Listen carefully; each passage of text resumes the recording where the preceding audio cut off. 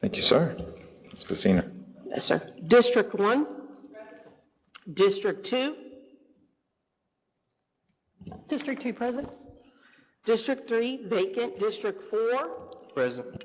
District 5? District 6? Present. District 7 absent. District 8 present. District 9? District 9 is present. District 10? Present. District 11? Present. District 12? Present. District 13? Present. District 14 absent. District 15. I'm here. You have quorum, sir. Thank you, Ms. Pacina. We do in fact have a quorum. Good morning, Commissioners. Today is Thursday, June 16th, 8:44 a.m. Welcome to our special briefing, special tour today. A couple of quick announcements. Commissioners, probably not a good idea to leave anything electronic here. If you have a laptop, iPad, either take it with you or put it back in your car until we come back. Also, Ms. Pham, this is a recorded briefing, and the same rules apply. Ms. Pham, anything in particular we should make sure to remember? No, you just can't have discussion amongst the commissioners, and then again, this is the briefing, so you can only ask questions of staff. Thank you very much, and with that, I think we're ready to go. Let's read the item into the record, and we'll go to the vans. Good morning, I'm Mike King, Senior Planner, Planning and Urban Design. This is case number Z167-395. It's a City Plan Commission authorized hearing to determine proper zoning on property zone Plan Development District number 67, Plan Development District number 326, Plan Development District number 515, Plan Development District number 659, Plan Development District number 670, Plan Development District number 771, Plan Development District number 814, Plan Development District number 947, a CR Community Retail District, a CS Commercial Service District, a DA Duplex District, an IR Industrial Research District, an LO1 Limited Office District, an MC1 Multiple Commercial District, an MF2A Multifamily District, a PA Parking District, an R75A Single Family District, an R10A Single Family District, a TH2A Townhouse District, and a TH3A Townhouse District in an area generally bound by Lover's Lane to the north, Inwood Road to the east, Mockingbird Lane to the south, and Lemon Avenue and Bluffview Boulevard to the west. Thank you, sir. Commissioners, we'll head to the vans.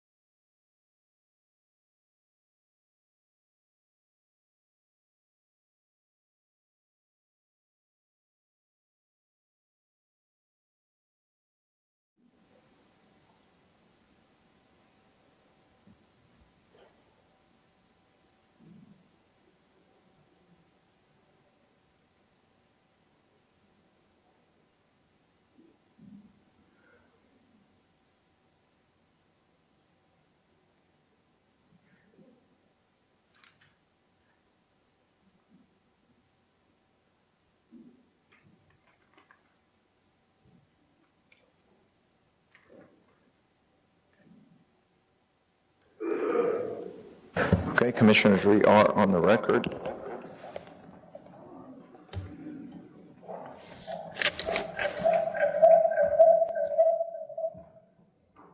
Okay.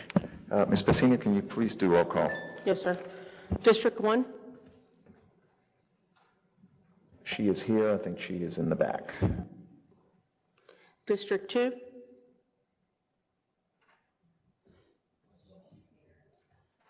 She is also in District the 3, back.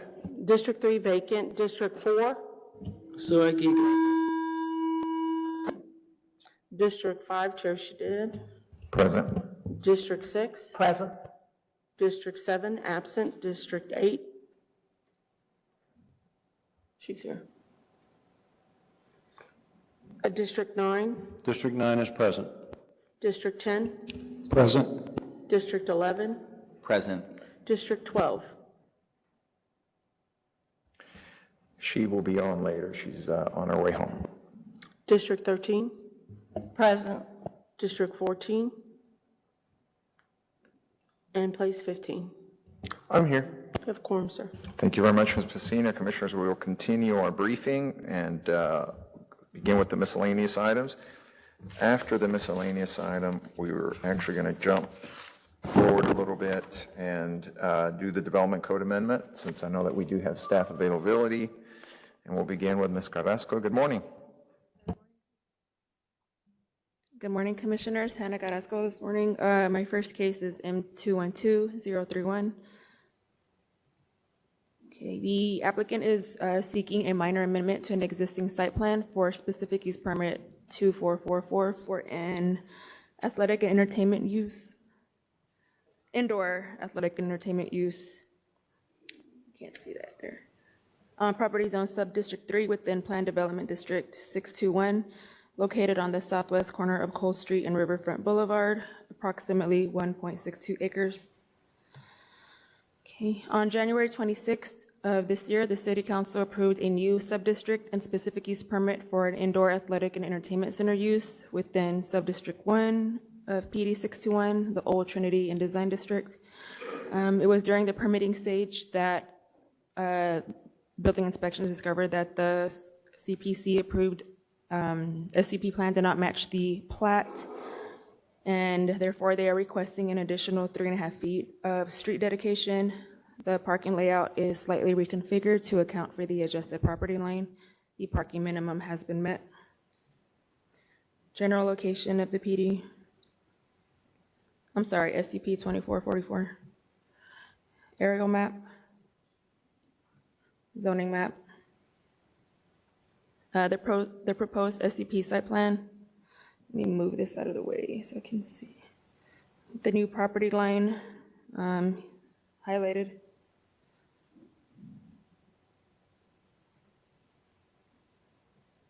Oh, it's not showing. Has it not been showing this whole time? No. Okay, let me see. Yeah. Were you on the summary? Or were you on the summary slide? Proposed SCP site plan. Okay. Because on on my iPad here, it's showing the summary slide, but on the screen here, it's just been blank. Oh, I don't know what to do right now. I'm not good with technology. Okay, we may have to begin again. Okay. I'm gonna stop sharing and then start sharing again.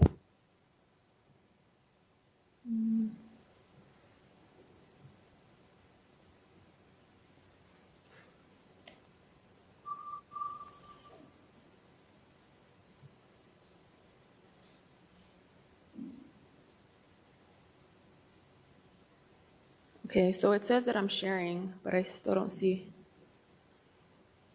the slides on the screen. Online, it says it's still starting to share content.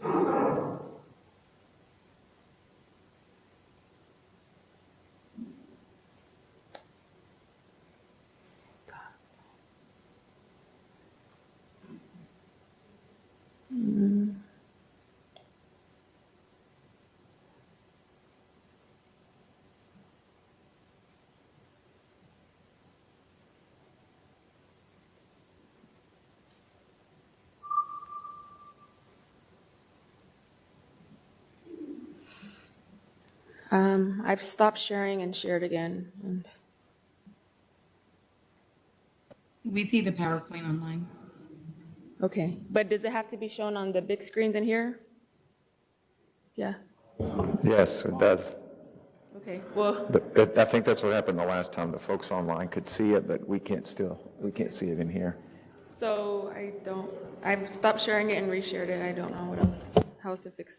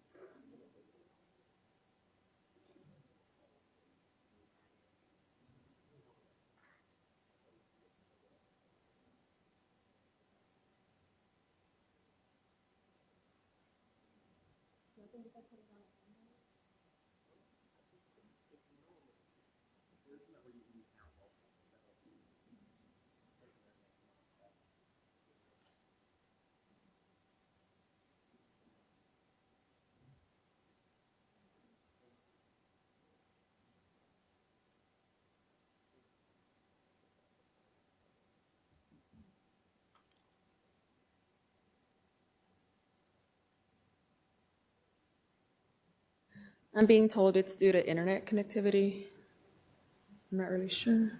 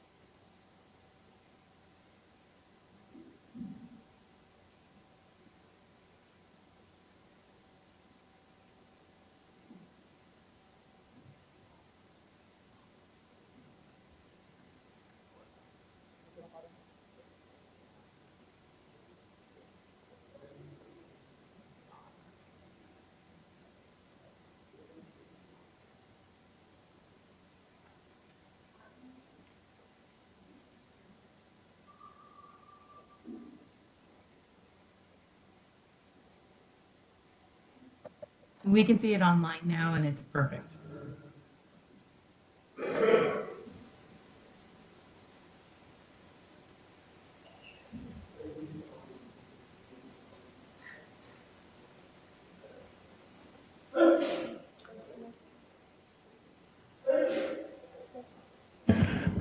We're all on the same page. Thank you, Ms. Costco. Okay. Yeah, tech issues. Okay, can you? Yeah. And you just tell him next when you want him to move to the next. Okay. Okay, so good morning, Commission. My case today is M212-031, a request for a minor amendment to an existing site plan for a specific use permit 2444 for an indoor athletic and entertainment use on property zone Subdistrict 3 within Plan Development District 621, located on the southwest corner of Cole Street and Riverfront Boulevard, approximately 1.62 acres. Next slide. On January 26, 2022, the City Council approved a new subdistrict and specific use permit for an indoor athletic and entertainment center use within Subdistrict 1A of PD 621, the Old Trinity and Design District. It was during the permitting stage that the building inspections discovered that the site plan did not match the CPC approved plat. So therefore, staff is requesting an additional 3.5 feet of street dedication. The parking layout is being slightly reconfigured to account for the adjusted property line. Parking minimum has been met. Next slide. Okay, general location of SCP-2444. Next slide. Aerial map. Next slide. Zoning map. Next slide. Okay, so the proposed SCP site plan and the property line is highlighted on the east side of the building. Next slide. Existing SCP site plan. Next slide. And staff is recommending approval.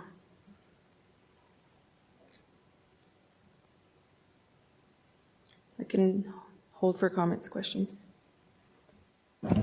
Commissioner Carpenter.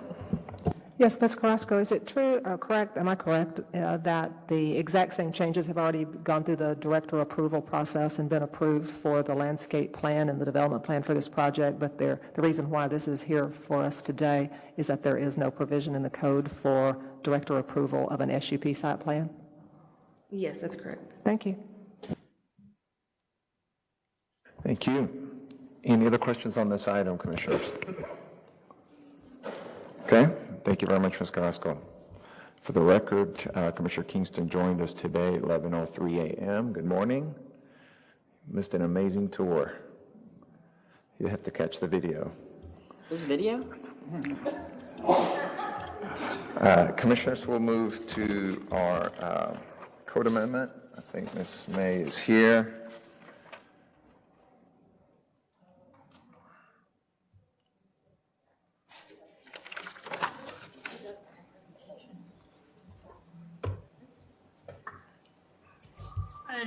Good morning. Good morning. Chair Shadid and Yes, ma'am. commissioners. I know we're short of time, so I'll try to be very brief. This is DCA 212005, consideration of amending the definitions of bedroom, kitchen, and bathroom in the Dallas Development Code.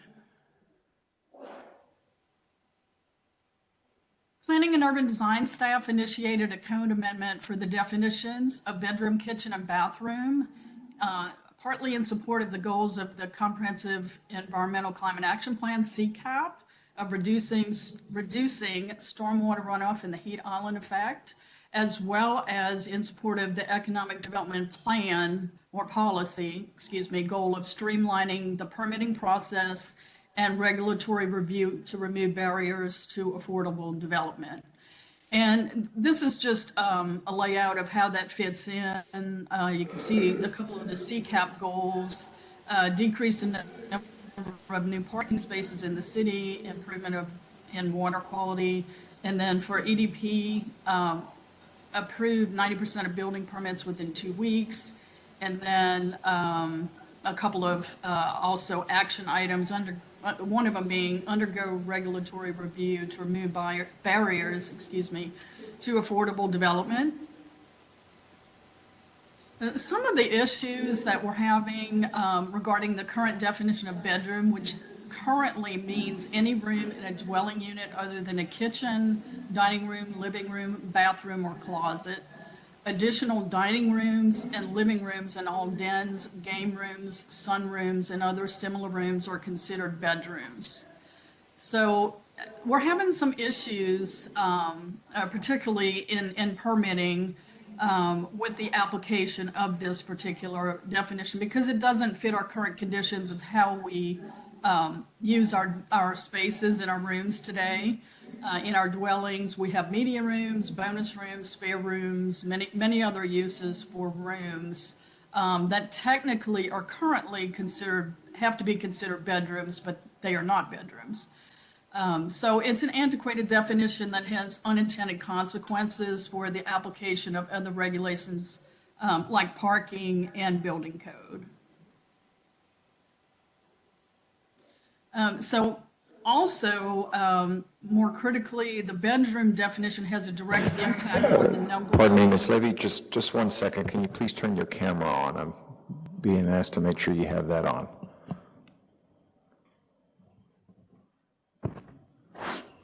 Oh, my apologies. Thank you very much. I'm not Thank you. sure how it got turned off. Thank you. So the bedroom has a direct impact on the number of parking spaces required for residential uses such as multifamily and college dormitory, fraternity, or sorority houses. So those parking requirements are specifically based on a ratio per bedroom, which is essentially 1 parking space per bedroom. So our unintended consequences of overparking are because, again, we're counting rooms that are not actually bedrooms, and which leads to having a requirement to park those rooms, which, as we know, contributes to stormwater runoff, increases the heat island effect with more surface parking, and also increases the cost of development because of the parking. So here are just a couple of examples of the issues for bedroom. If you'll notice here, there is clearly on the construction plan documents an office area that is proposed here. But due to the current definition of bedroom, office has to be considered a bedroom and must be labeled that way, and as such has to be parked now. Another example at 2350 North Beckley, you'll notice here I have circled what was labeled a den, really a home office. They've labeled it den, but again, due to the current definition for bedroom, the den has to be, it's considered a bedroom. So some of the workarounds that our staff has had to undergo would be to actually absorb this, what they're calling a den or this home office, into the bedroom and make it part of the bedroom in order for it not to be considered a separate bedroom, which then would have to be parked. For the current definition of kitchen, that means any room or area used for cooking or preparing food and containing 1 or more ovens, stoves, hot plates, or microwave ovens, 1 or more refrigerators, and 1 or more sinks. This definition does not include outdoor cooking facilities. So again, a few issues that we have, it just doesn't fit the current conditions of our modern dwellings where we have rooms such as laundry rooms and wet bars that may have refrigerators, sinks, and microwave ovens. And those are not kitchens, but we're kind of forced to count them as kitchens. So again, an application issue for a current definition of bathroom. Bathroom means any room for personal hygiene and containing a shower or bathtub or containing a toilet and sink. So again, in our application, only a toilet and sink is required to be considered a bathroom, where you don't have to have bathing facilities in order to be considered a bathroom. So this negatively impacts the building code definition of a dwelling, which requires a bathroom in a dwelling in order to be considered a dwelling. So essentially what you have is you could have a bathroom that doesn't have any way to bathe, and technically you could probably argue that it's a bathroom and therefore is a dwelling under our definitions. updates from our the May 19th ZOAC meeting. ZOAC had asked us to consider and explore the implications with respect to zoning, building code, and real estate on the requirement of adding a closet to the bedroom, to the proposed definition of bedroom. No zoning implications really if we add a closet. However, under building code, there could be some complications in how we interpret a closet. We would then, probably have to try to define it, but then again, we have, ever-changing uses of our spaces. And one example is a studio unit or dorm room that has shelves and rods for hanging clothes, but no formal closet, and yet they're still designed for sleeping. So they would be really operating as a bedroom. So the proposed definition that we have in your packet means any room or area designed for sleeping other than kitchens, dining rooms, living rooms, bathrooms, closets, game rooms, sunrooms, and other similar rooms. So a bedroom now has to be designed for sleeping in order to be considered a bedroom. Real estate, we can't really address that in our zoning evaluation directly, of course. However, adding a requirement of closet does not impact real estate because we're really only using this to apply to our building code and zoning regulations.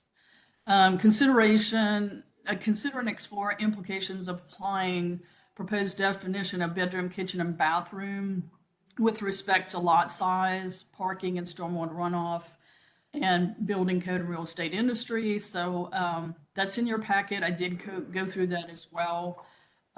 Again, we do have some implications for bedroom on lot size because lot size is directly tied to, or minimum lot area of a dwelling is directly based on the number of bedrooms. So again, there is an impact. And on the different number of bedrooms, you can see there's a different square footage requirement.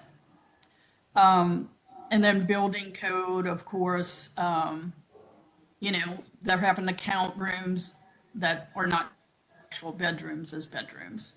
So that also inflates the number of parking spaces that are required. On real estate, again, although we don't directly evaluate that in zoning, we do know that lot size impacts the value and cost of real estate, as does parking. Applying the proposed definition of bedroom will keep the cost of multifamily more affordable since only actual rooms that are bedrooms are parked now. So that would definitely reduce code exacerbated inflation or surplus or over parking due to our code. Parking, again, chapter 51A, we have the parking ratio for the multifamily, college and dorm room, et cetera. That has to be one parking space per bedroom. So that there is an impact, again, on parking. And for real estate, as we know, parking is expensive, and so if we require more bedrooms that aren't actual bedrooms, then that is going to increase the cost of development. So stormwater runoff, same thing. We know that parking leads to stormwater runoff and the heat island impact, so we certainly don't want to have that increase due to code. Proposed kitchen definition on lot size, there's no impacts on removing hot plates and microwaves from that definition. So we're now proposing kitchen to mean any room or area used for cooking or preparing food and containing one or more ovens or stoves or cooktops, one or more refrigerators, and one or more sinks. This definition does not include outdoor cooking facilities. So it's a three-part definition, but we're just removing hot plates or microwave ovens. And implications on building code, if we're requiring a hot plate and a microwave oven for a kitchen, that's really considered more of a content. That's not a major appliance that, where you have to have special electrical outlets like the 220 volts or the gas connections. So it doesn't really make sense to show those movable items on construction plans. Real estate industry, there's no impact. Again, we would just be applying the definition to our building code and zoning regulations. Parking, again, no implications on parking because our parking ratio is not based on the number of kitchens, of course. So no implications. Stormwater runoff, same thing. You know, they're not, parking's not based on the number of kitchens, so don't really have implications. Proposed definition for bathroom now means any room used for personal hygiene containing a shower or bathtub, a toilet, and sink. So we're requiring now the bathing facilities by way of saying the personal hygiene, the bathroom has to contain a shower or bathtub, a sink, and toilet. No real zoning implications. It does come up a couple of times, but it doesn't impact us. And then implications for building code, again, we're kind of closing that loophole whereby it tightens up that definition for a dwelling. No implications, of course, on real estate because we're just applying our definition to our codes. Parking, no implications there. Stormwater runoff, no implications there.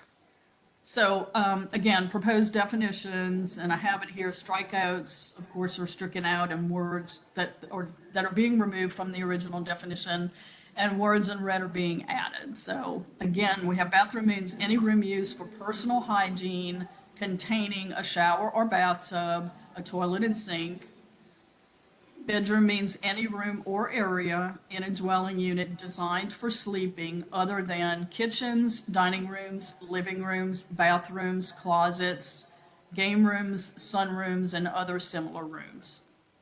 Kitchen now will mean any room or area used for cooking or preparing food and containing one or more ovens or stoves or cooktops, one or more refrigerators, and one or more sinks. This definition does not include outdoor cooking facilities. So staff recommendation is we're asking CPC respectfully to move the recommendation to revise the definition of bedroom, where we're adding language so that only rooms designed for sleeping are considered bedrooms onto the City Council for final action. Moving the recommendation to revise definition of kitchen to only include requiring ovens or stoves or cooktops, one or more refrigerators, and one or more sinks is a 3-part requirement to be considered a kitchen, and moving the staff recommendation to revise the definition of bathroom to include the presence of a shower or bathtub and a toilet and a sink as a 3-part to be considered a bathroom. So if recommended on by CPC today, staff anticipates forwarding our recommendation to City Council in August 2022 after the recess in July. So what would happen if you didn't approve this and move it on to City Council? Then our staff would continue to spend additional time trying to approve plans for additional parking spaces for rooms that are not actually bedrooms. They would continue counting rooms as kitchens that are not kitchens and leaving a loophole for the dwellings to be approved without bathing facilities and bathrooms. And as we know, that additional parking contributes to the stormwater runoff, the heat island impact, and we're increasing staff time to approve these permits, which also increases development costs. And also leaves the city vulnerable to unintended consequences with that bathroom definition. With that, I'd be happy to answer any questions. Thank you very much. Questions, Commissioners? Commissioner Young. How does the building official know that a room is designed for sleeping?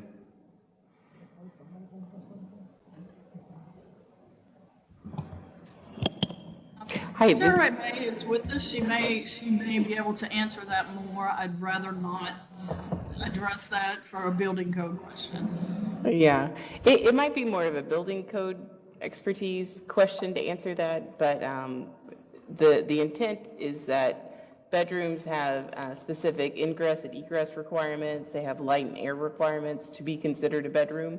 So, so the intent would be if it's designed as a bedroom with the proper egress and needs to meet life safety issues, then we would consider it a bedroom. So in if development it code. meets those criteria, but it's labeled on the architectural plans as home office, you would still count that as a bedroom? If building code considers it a bedroom, we would. If building code or building inspection department? The international building code or the international residential? So I guess what I'm saying is, if I design my kitchen so that it meets all the requirements for a bedroom in the building code, are you going to count that as a bedroom? Historically, we have not counted kitchens as bedrooms. Well, I guess what I'm exploring more generally is, if we pass this, what is going to govern what are bedrooms and what are not? And I do believe, regarding your kitchen question, the proposed says bedroom means any room or area in a dwelling unit designed for sleeping other than a kitchen, All right. dining room, living room, bathroom, or closets. But if my sunroom has 2 points of access and whatever firewalls it has to have and all the bells and whistles that go with a bedroom, it's going to count as a bedroom even under this code amendment? Well, it has some exclusions. So if they are designing it as a game room, sunroom, bathroom, kitchen, dining, closet, we would not require that we call it a bedroom. Well, I guess here's what I'm getting at. Let's say I want to put X number of dwelling units into a multifamily structure on MF2A, which has lot requirements based on the number of bedrooms per unit. And I want to squeeze a few more units in, and I tell my architect, for each unit, take all the bedrooms save one and label it general multipurpose room, or home office, or storage room, or something like that. Are you telling me that that won't work if, in fact, those rooms meet all the criteria of the building code for bedrooms? You'll look past the definition, the label? I'd say if it's, the first criteria for considering it a bedroom is if it's designed for sleeping. Well, but are such rooms designed for sleeping? Yes, building code has a definition for sleeping facilities, I believe, is what they call it. So any room that meets those criteria will be deemed to have been designed for sleeping, Right. But it's usually, even if it's labeled something else?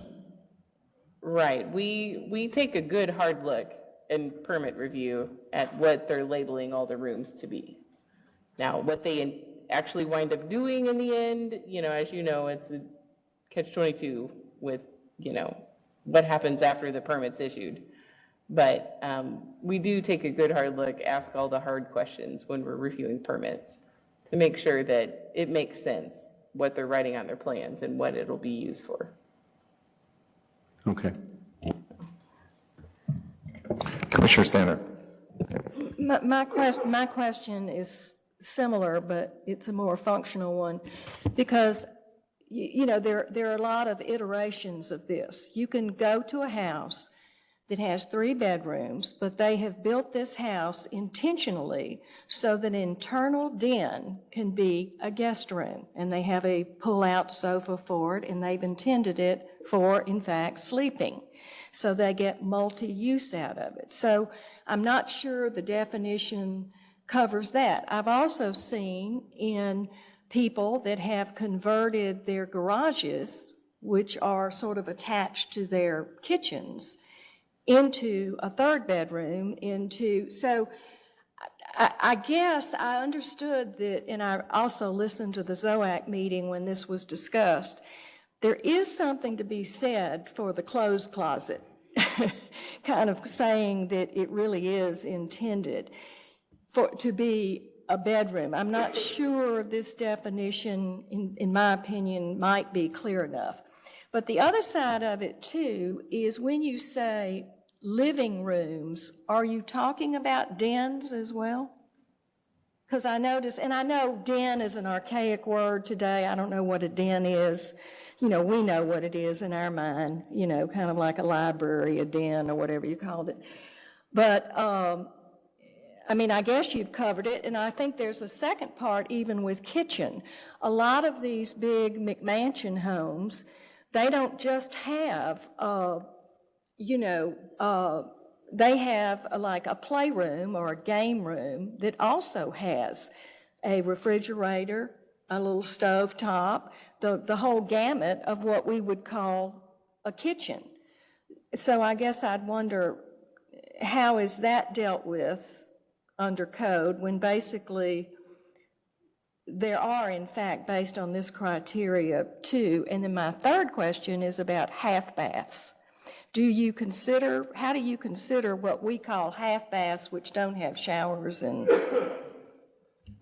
I'd say the hurdle that we're seeing here is that these definitions relate primarily to multifamily construction, where we are basing, density and number of parking spaces based on the number of bedrooms.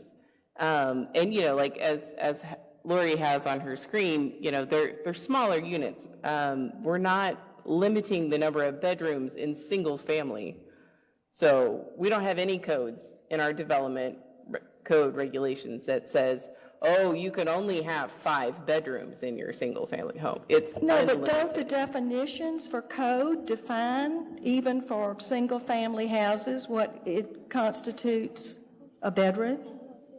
It only matters if it's a dwelling unit for single family, because the definition of single family is one dwelling unit on one lot.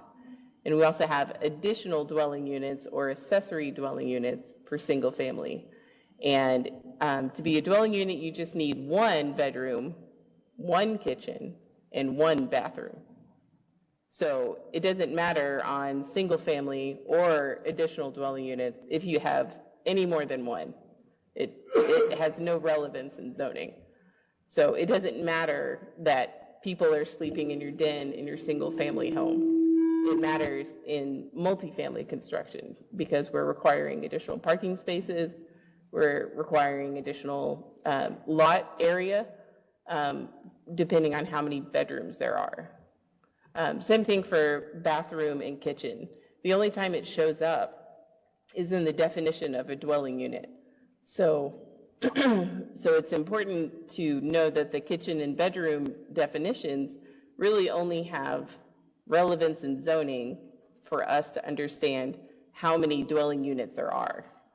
And, of course, we don't limit your number of bathrooms, so you can have as many powder rooms as you like.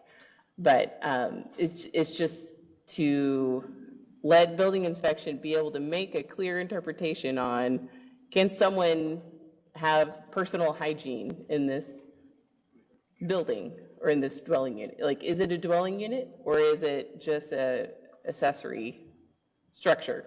Is it a pool house? Is it a cabana or is it an accessory dwelling unit? Can someone take a bath there or a shower? And that's been the historical interpretation, even though we're changing this. Like, that's how we've been doing it since I started 15 and a half years ago and before.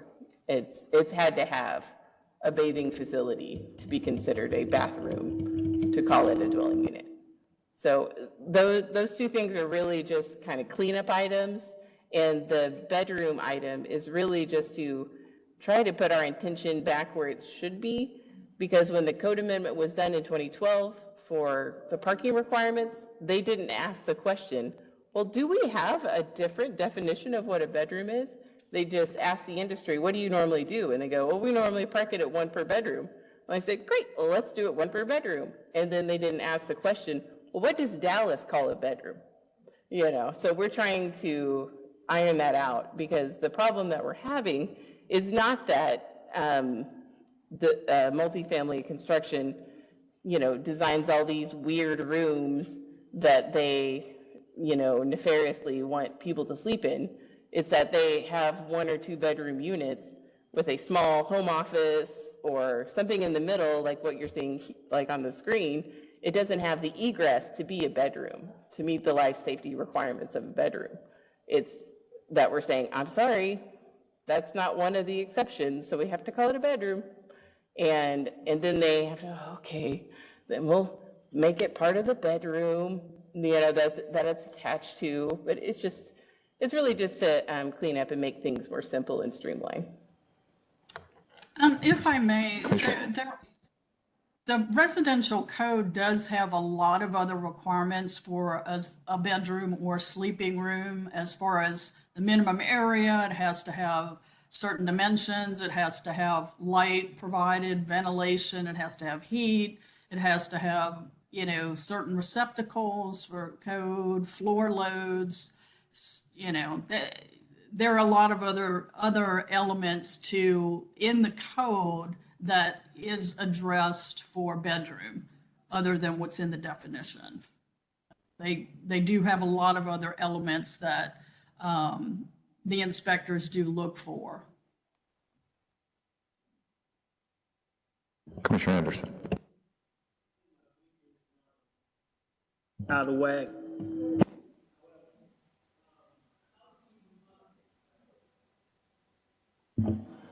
Okay, how would a loft space be defined in these definitions, and how would you interpret a loft or an efficiency? Well, in our current definition, it would be, so you're saying an efficiency unit. Because neither are really defined in our development code.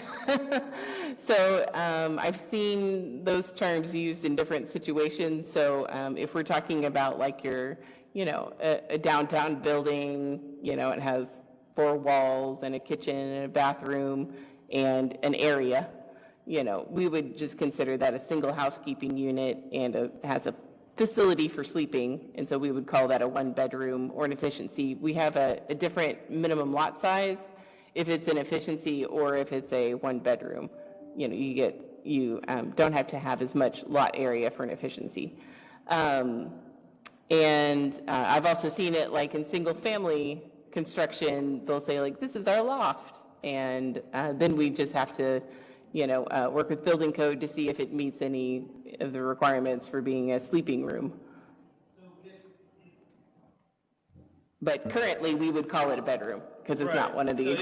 So if there was on the plan submission, if it was labeled as a loft, then you would interpret that under bedroom definitions. And if it was an efficiency, which typically in my own mind, a loft would be an adaptation of another space. And an efficiency intentionally is a small space. But so just kind of wondering how they would be interpreted over the application. But you have answered the question, so I appreciate it. Commissioner Hampton.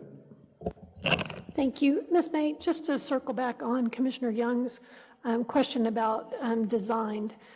Is it correct that that came out of a discussion on staff's recommended definition that had simply included the language rooms or areas not used for sleeping? And then the question became, how would then building inspection make that determination about whether there was sleeping, which then led to the suggestion of designed, which would then incorporate considerations from building code, egress, light, air, all the other inherent requirements that go along with that, and that this idea that rooms or areas would then also capture where you might have a loft unit, but that, again, it would meet all the other design considerations. So it recognized how building code would look at it as well as what our zoning considerations would be. Yes, that is a very great summary. Thank you. I anticipate you may have follow-up questions, but just wanted to ask that. Thank you. Commissioner Carpenter. Ms. May, do you know what the rationale was originally in considering all those off rooms to be bedrooms in the definition? In the current definition that we have, I mean, I think they originally added it in 2002. I think Lori added the ordinance as part of the report. Oh, of course, I'm logged out. I think they added it when they wanted to add some regulations for additional dwelling units or the accessory. I can't remember which comes first these days. Yes. Oh, I'm sorry. You're correct. please. It looks like it was 2005. When they came up with the single-family accessory structures. Right. So we didn't have the definition of bedroom until 2005 in our zoning code. And so up until then, we probably just relied on building code to let us know which one was bedroom or not. Thank you. Commissioner Young, please. Does either the building code or the housing code or both require a shower or bathtub for a dwelling unit?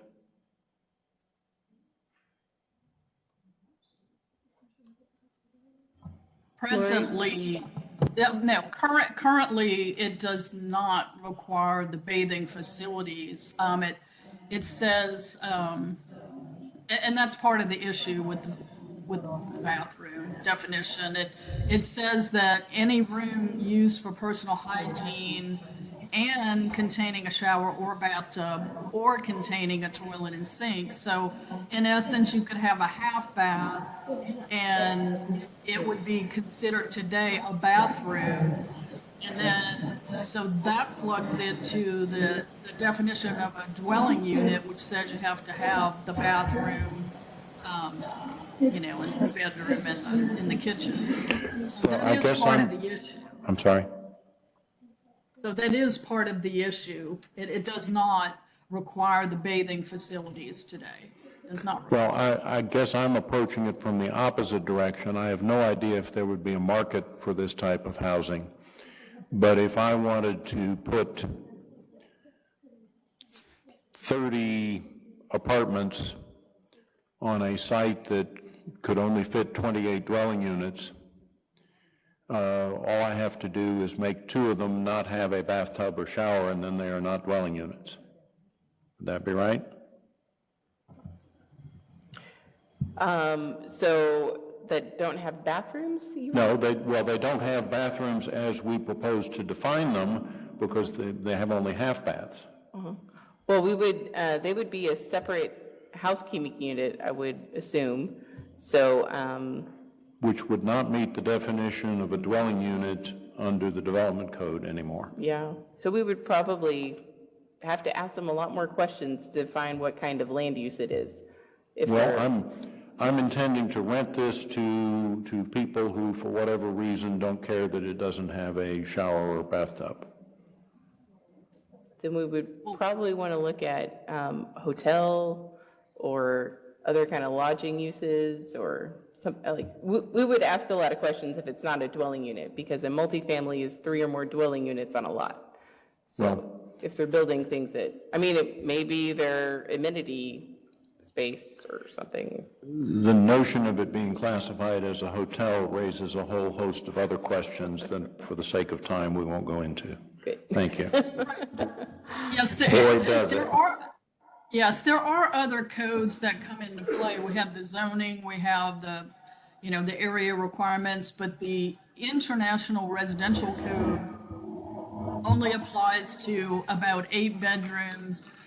And then you go into commercial development and you end up into the International Building Code, which has a whole host of other requirements. So, there's a lot of elements that also regulate that. One follow-up. Commissioner Anderson, please. Thank you, Mr. Chair. How would a senior living facility be categorized? Would it be multifamily? Would it be commercial use, or how would that look? And to follow up with that, in the event where there is assisted living and you have a host of rooms and they have a shared chef's kitchen in the center, how would you interpret the requirements under that configuration? We have separate land use codes that, describe what we call, we have a retirement housing land use, we have convalescent nursing home, hospice care, and related institution, which is kind of like a catch-all when there's a doctor or more intense, oversight. And those have like dwelling units and suites, and they have a variety of things. But the amendments that are proposed aren't really relevant to how those would be regulated. Mm-hmm. Any other questions, commissioners?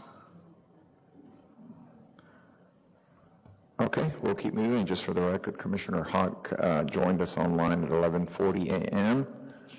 And we're ready for you, Mr. Poole. Thank you, Ms. May.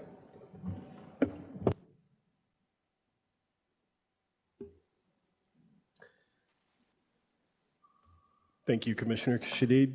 Good morning, commissioners.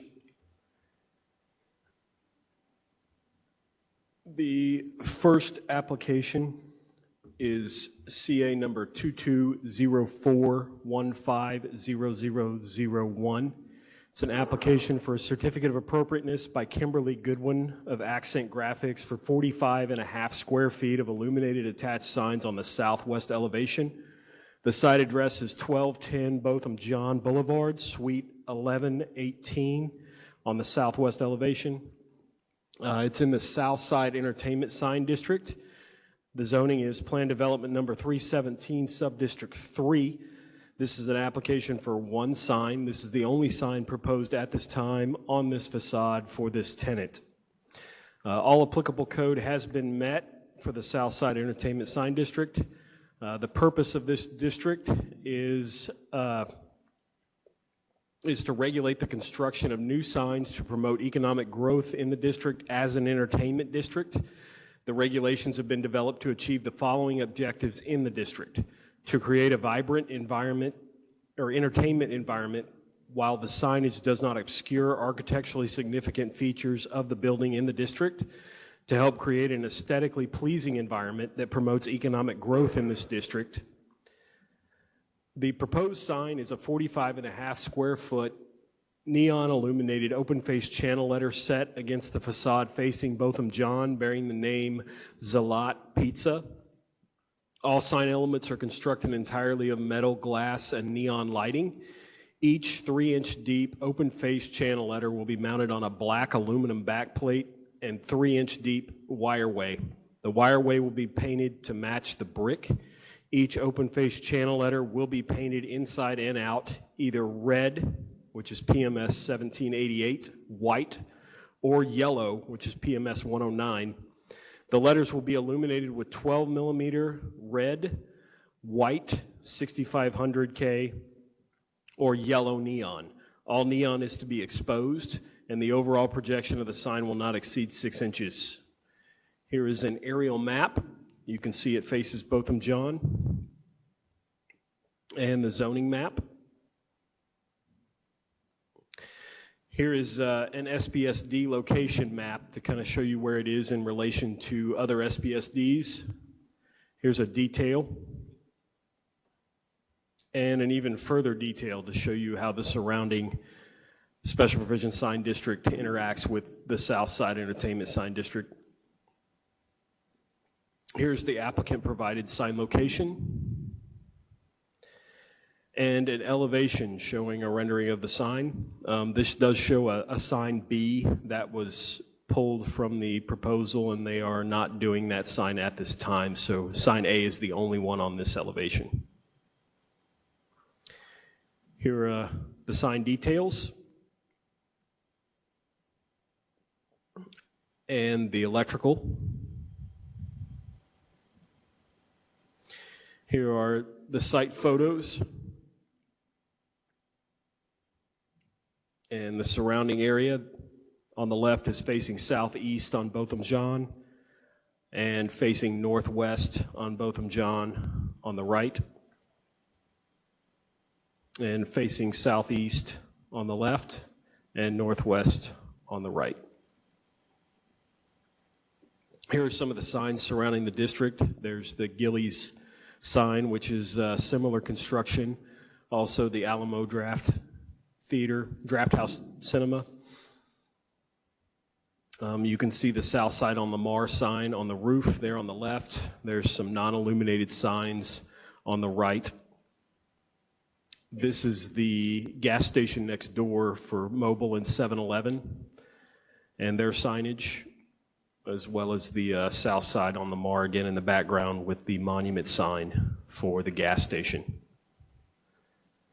Here is in that same little complex there's the South Side Flats on the right, and then some neon in the window for one of the other tenants along that same facade.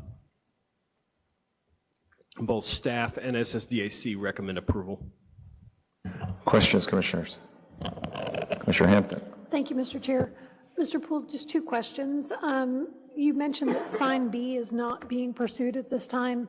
If sign A was approved, is there anything that would preclude sign B from coming back at a future date? No, there isn't. Sign B is a blade sign. One thing in this district, they do allow signs to project over the property lines. However, with the license agreement process, it can be a little burdensome for some applicants, so they decided not to pursue that at this time. But both signs would have met code for what they proposed, and neither will negate the other. Okay, and then a follow-up question. Under the purpose statement for this sign district, it states that, in part, that the sign does not obscure architecturally significant features of the building. As staff reviewed this and SSDAC as presented, you found it compliant in relating to the architecture? Yes, SSDAC did recommend approval. From my personal opinion, it is in a sign band area where they would more than likely dedicate a sign to go. So, yes. And is there any consideration of attachment methodology that should be a consideration for this body?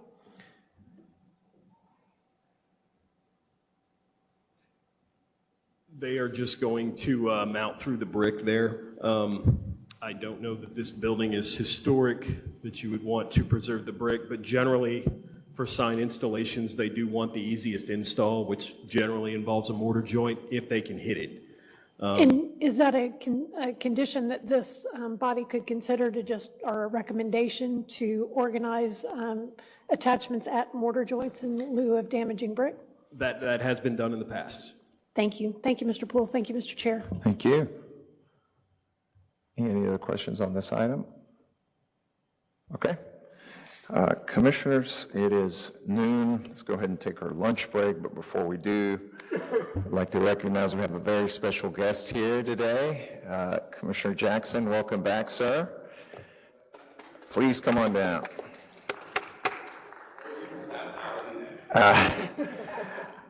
I hope that being back in the horseshoe, I'm sure, considering how tough D7 can be in this room, I hope that it's bringing back some fond memories for you and maybe possibly even a few flashbacks. It was interesting getting to know you, sir, especially watching you ramp up the zoning learning curve, and I think you had an advantage that a lot of us don't, considering your training and experience in the real estate market. So I wanted to honor your service and thank you, and frankly tell you that you probably have the single greatest timing of any commissioner I've ever seen, because the day you rolled off, I don't think we've had a hearing since that's ended before 7. Wow. And some of them 9:30. Wow. So good for you, but again, welcome back. Thank you for your service, and don't be a stranger. Thank you very much. Good seeing you guys. Do I say anything or no? I know you all are going to lunch. I've been in this seat so many times. It was a pleasure serving on this committee. I don't envy that you all have been working so late. One of the reasons I stepped down is because my wife is with child, so we'll be delivering within the next month or so.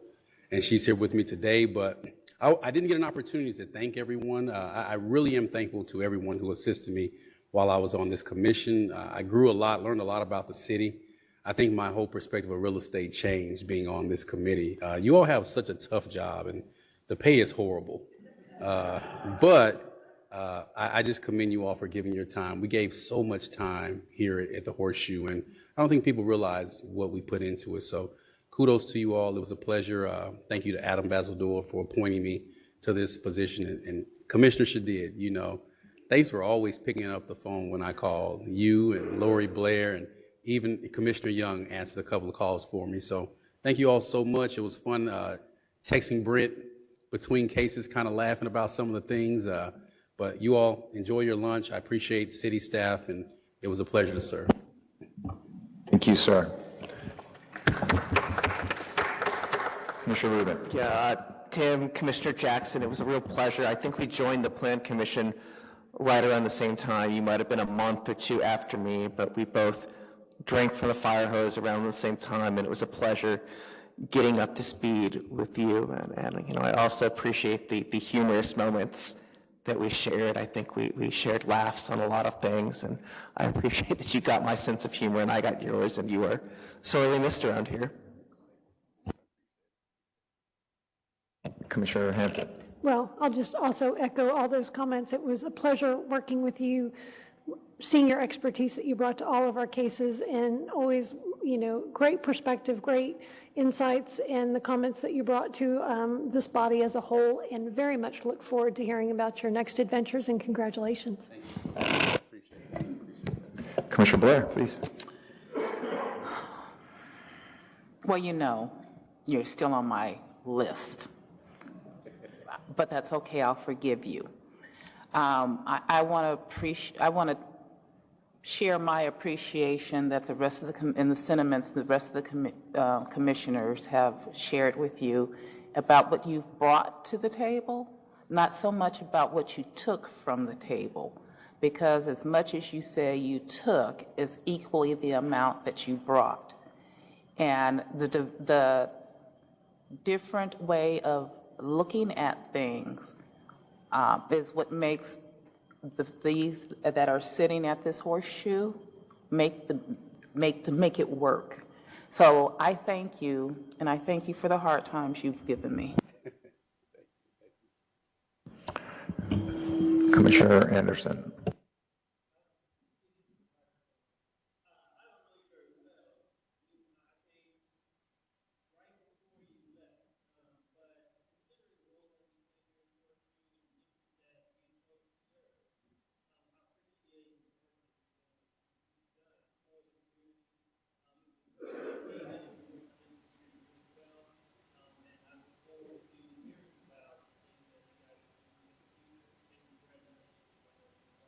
Thank you. Thank you. I appreciate that.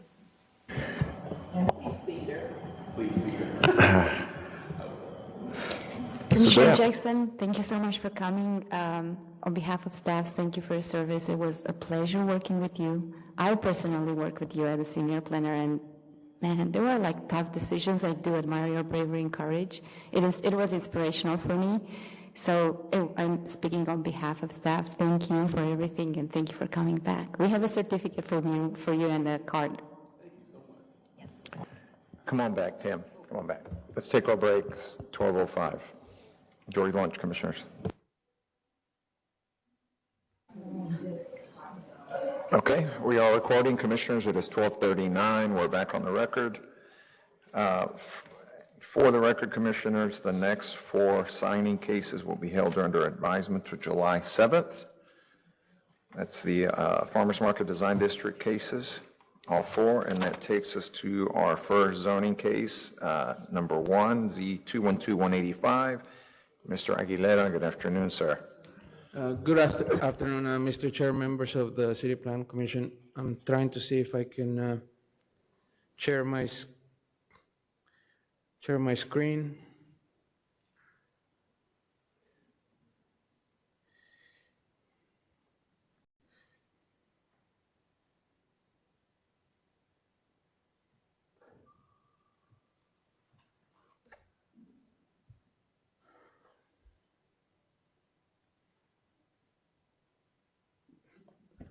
There it goes, it's working for me. Application C212-185 is an application for MU3 mixed-use district on a property zone MC4 multiple commercial district. The purpose of the request is to allow a multifamily development on the site. Here is the location relevant to our city limits, which is up north. Here is an aerial that gives you a better perspective of what's going on the area. If you take a look at the three structures there, is currently an apartment, a motel or hotel, a long living hotel. And what the applicant and the owner want to do is to convert them to apartments. Here is the surrounding land uses, which are compatible to the... Mr. Aguilera, we're not seeing your screen. Oh.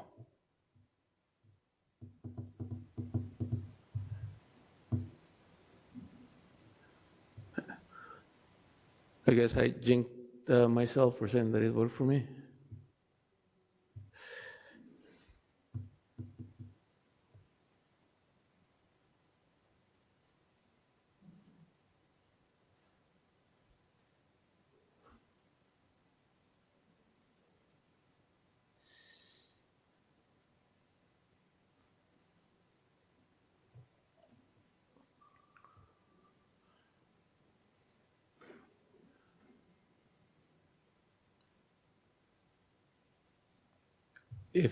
If you can go to the, okay, so this was the, if you can go, were you able to see this aerial map before on the screen? No, okay. So here's the aerial map. If you take a look at those three structures, they're currently the hotel, and what they want to do is keep those structures and convert them to apartments.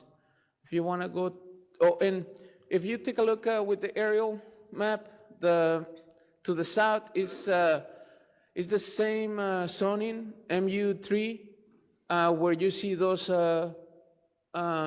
multiple of structures, which they're also multifamily uses. And then if you take a look at the west of the property, that's also apartment uses. To the southeast,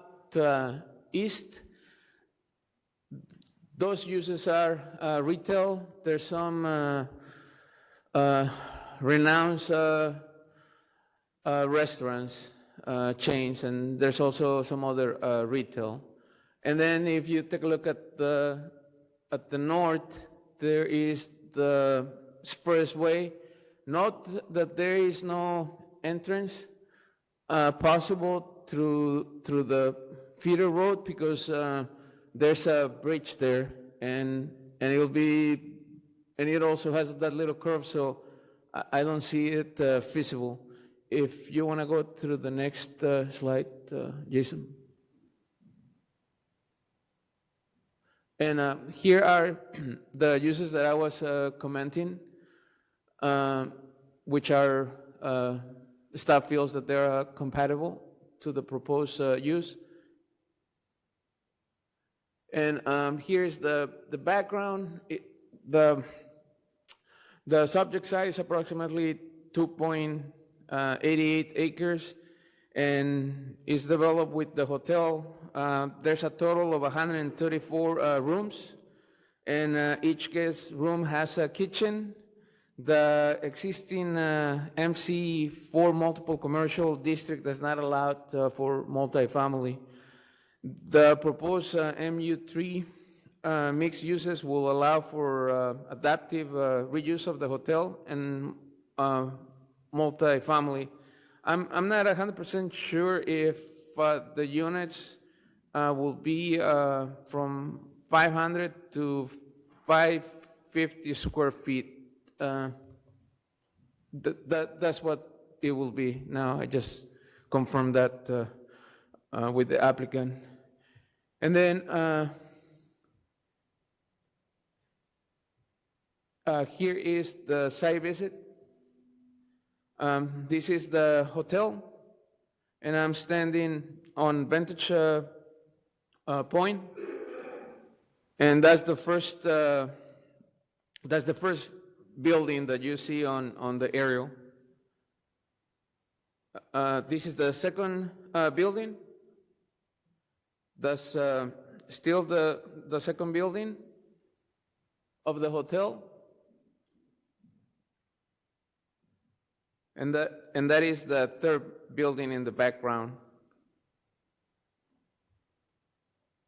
So here I am at fronting the expressway. As you see, it has that barrier because of the bridge. So there's no access through the feeder road to this property. Here is a better view.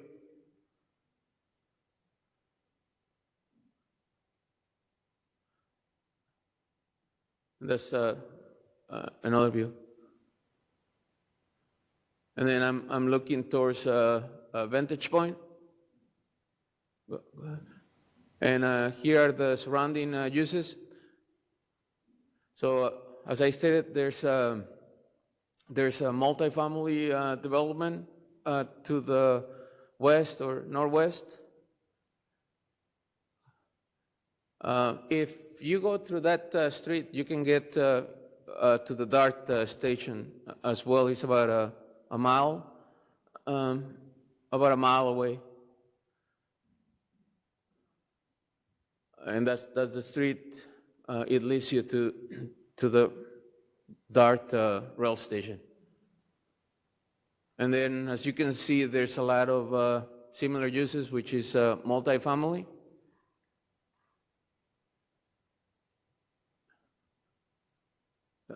Here's more, and these are the restaurants that I was talking with Ariel. And this is the street that takes you to Greenville, which is not visible. Here's the development standards, which are also part of the report. And staff is recommending approval. Thank you, Mr. Aguilera. Questions, commissioners? Commissioner Housewright. This is just a detail. Mr. Aguilera, you mentioned it's a mile to the DART station. Would it be possible that I'm measuring it at 0.4 of a mile? Yes, because I used the Google Map measurement, so. Okay. So it's rather proximate to the DART? Yes.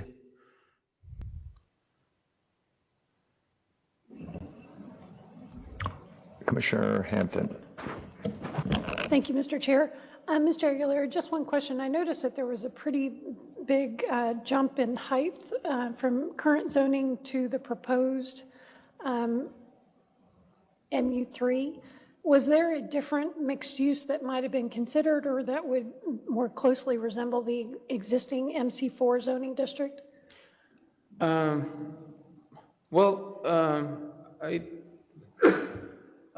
thought that I had saved the M multifamily tree that has those uses. However, the applicant is requesting for this particular use because it will meet their uses. Currently, the height is not an issue. It's not an issue because they're thinking about doing the same or using the same building. However, if it gets if the units get demolished and then they can do that height. However, if you take a look at the area and you take a look at the surrounding zoning, which is those buildings right there, which is also the same MU3 use. So I did, or staff did, took that into consideration and felt that regardless if it was the same usage for the structures or not, that the height will be compatible to the surrounding uses. Thank you. And just one follow-up. Was part of the consideration that its proximity to DART, that if there was future redevelopment, that allowing for the mixed uses would maybe allow for more robust redevelopment? That is correct because of the walkability, and I understand that the city wants to make places more walkable as well. Thank you, Mr. Aguilera. Thank you, Mr. Chair. Thank you. Commissioner Stannard. I have a similar question, which is just this. And so what you're saying is, even though we're being presented today that someone is applying for MU3 with their intentions to be to redo a motel, that in fact they could build something, demolish the hotel and build something 270 feet with 80% lot coverage, as opposed to the 45% 135 lot coverage? Yes, ma'am. Okay, thank you.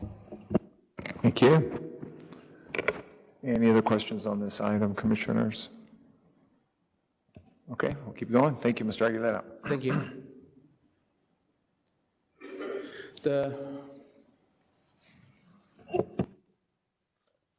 The next item is application C 212-181.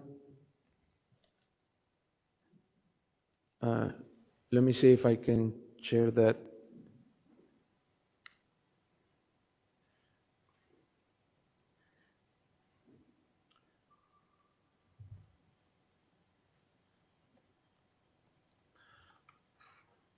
So application C 212-181 is an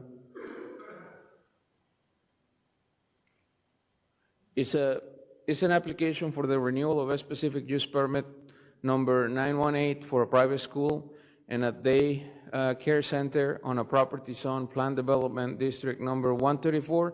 The purpose of this request is to have a specific use permit number 918 automatically renewed for the private school daycare center.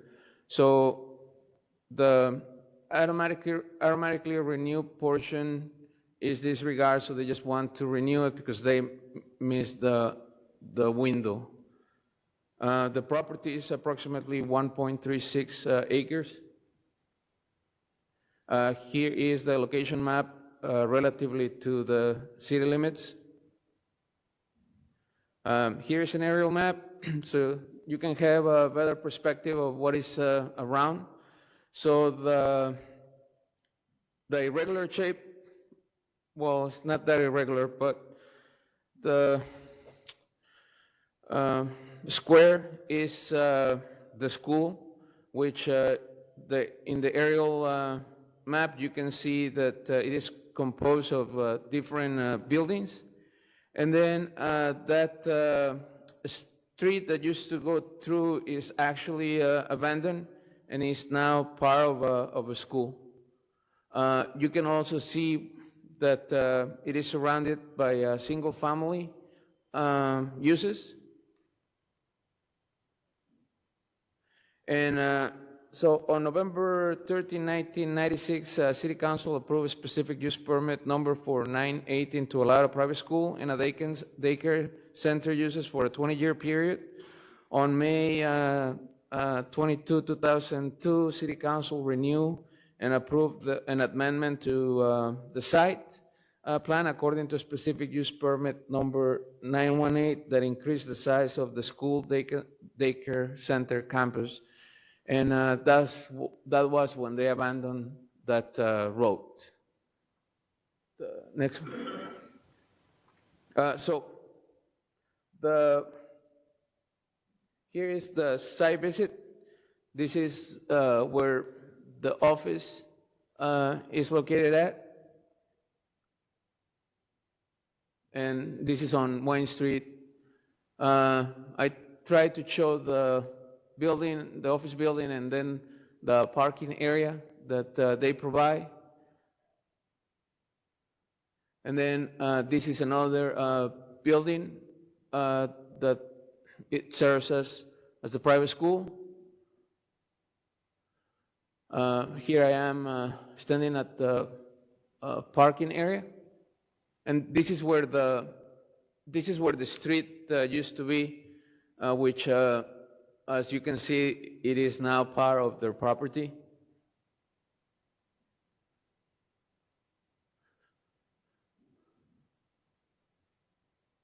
And here is from the center of the school. I'm trying to show that there's different structures or different buildings that used to be existing, that they're being used for a classroom or other school uses. Here is another building for a classroom. And this is on the other side of the street. And then I tried to show that picture, so that's what they use as to drop off the kids. And here is the parking in the opposite area on Parkview Avenue. And there's another space that they use to drop off the kids.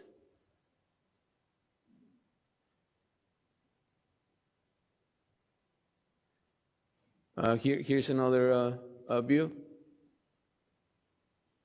And here are the surrounding uses, which most of them are single family, as you can see from the photographs.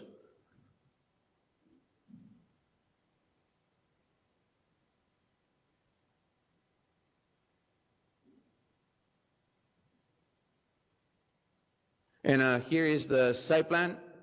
So according to my visit to the school and talking to staff, there's no proposed changes to the uses. My understanding is that they're going to keep the same format. They're not increasing any buildings. They just want to have the renewal as to how it was approved previously. Here are the conditions. I'm showing this because I made some errors. And here is where I make the errors on the report. I had put that it was for a charter school.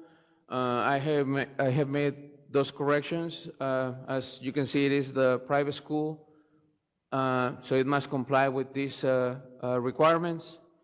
And then we're also stating that in condition I, that the property owner or operator should prepare a traffic study evaluating the sufficiency of a traffic management plan. The traffic study must be submitted to the director by November 1st, 2023, after the initial traffic study. So those were some corrections that were made, and then staff is recommending approval for a 20-year period with eligibility for automatic renewals for additional 20-year periods, subject to traffic management plan and staff recommendations. Thank you, Mr. Aguilera. Questions, Commissioner Hampton? Thank you, Mr. Chair. Mr. Aguilera, would you confirm that on the date on the traffic study, for the initial traffic study, that date is November 1st, 2022? Or did you say 2023? Yeah, I did say 2023. I think that I can try to confirm with David if he's online, but I was thinking that they gave the applicants time to prepare the plan and get it approved, but... And I only asked because you were highlighting a change in your briefing, and I wanted to make sure that I understood what that proposed change in the language was. Yeah, I just wanted to state that it is like, after that it is for a two-year periods. That they Okay, have so to provide. biannual, Yes. so every 2 years. Okay, thank you. I apologize. I misunderstood what you were Yeah, highlighting. but on that time, I just kind of did a copycat, and I'm just using what we usually provide, but I might have made an error on that, so I can make a correction for that. That's fine. Two additional questions, if I may, Mr. Chair. Mr. Aguilera, you mentioned that there's no change proposed to the campus. I think the existing site plan shows approximately 9 buildings. 8 of them, I think, are identified as classrooms within their parking tabulation. If there was to be a change in the use, that would come back before Plan Commission. Is that correct? That is correct, and then it will have to be an amendment to the request and not a renewal, or both renewal and an amendment if they change anything within the site plan. Okay, and are you aware if they're currently using all of those buildings as classrooms versus how they're designated on the site plan? When I went to the site, I didn't access the buildings, but I did talk to the staff, and I mentioned about the site plan, if the uses were going to remain the same. They advised that they were, and as well as the daycare center, and I took their word for a fact. Okay, and are you aware if the, I think there's a central playground exists where the road has been abandoned? Do you know if that's open for the community use? I'm not sure about that, but I could have, like, if I could walk there, have some gates on it. So I don't know. And then I saw some kids when I was there because I didn't want to take a picture. So I asked them if I could take a picture of the site, and I didn't want to have their kids on the picture. And they moved. And then staff told me that they were like visiting from the community. Okay, and I'll follow up with the applicant. Yeah. I believe they're signed up to speak. Thank you, Mr. Aguilera. Thank you, Mr. Chair. Thank you. Commissioner Blair. Yes, in docket page 2.8-8, it says that the traffic study must be done by a licensed engineer. Yes, ma'am. The and the TMP that is associated with this, is it done by a licensed engineer? Well, Or is that a question I should ask the applicant? I have an understanding, I was advised by management to have them provide the study with the signature and the stamp by the licensed engineer. When I took the document, because if you see on that condition, that it was given time, so I think that I had something to do with that, but we have asked the applicant to provide one, if they could today. If not, if the commission decides to recommend for approval, to have it ready for city council. Can I continue? So are you saying if this is not by a licensed engineer, would you still recommend that we move forward with this based on the fact that it's not consistent with your requirements? Well, it will be consistent with the requirements that they have to comply with those conditions. They was here to answer that. Thank you. Maybe we should let him know the question. See what you get for meandering in here. Yes, I just came out from a parks board. I saw you. Welcome. And we're on 212181. This is Lumen, what is this? Lumen Charter School, Education. East Dallas Community School.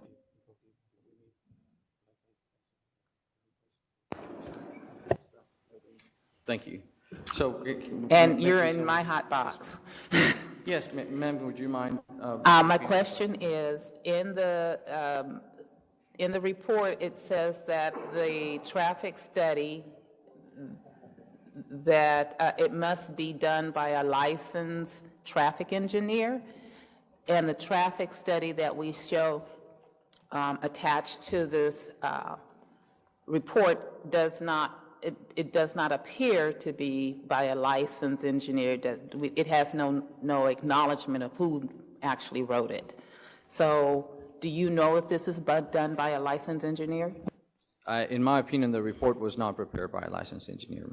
So if the requirements is for a TMP to be done by a licensed engineer, and as you're saying, you don't think it was done that way,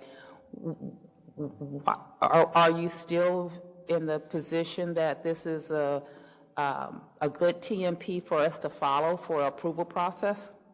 I heard two questions there. One, and you're saying that there's a requirement for a report to be signed and sealed by a traffic engineer. I don't think that the city has that requirement, and it is more of a procedure that that's what we follow for all schools, and trying to be fair for all schools and not having subjective calls at permitting. You can do a one without a traffic. I mean, it costs money to have an engineer prepare a study. So there is no requirement specifically, but we always ask for one. Given the conditions at this specific school, knowing that we did research and we found no service request, although I understand some neighbors have some comments, we found no record of any service request in the last, I think 6 years is what we checked, and or any reason to think that the proposed conditions would be negatively impacting the community. We thought the report was sufficient for purposes of our review and being made part of an ordinance, with the understanding that the following report, due by November of next year, would be signed and sealed by a professional engineer. Can I continue?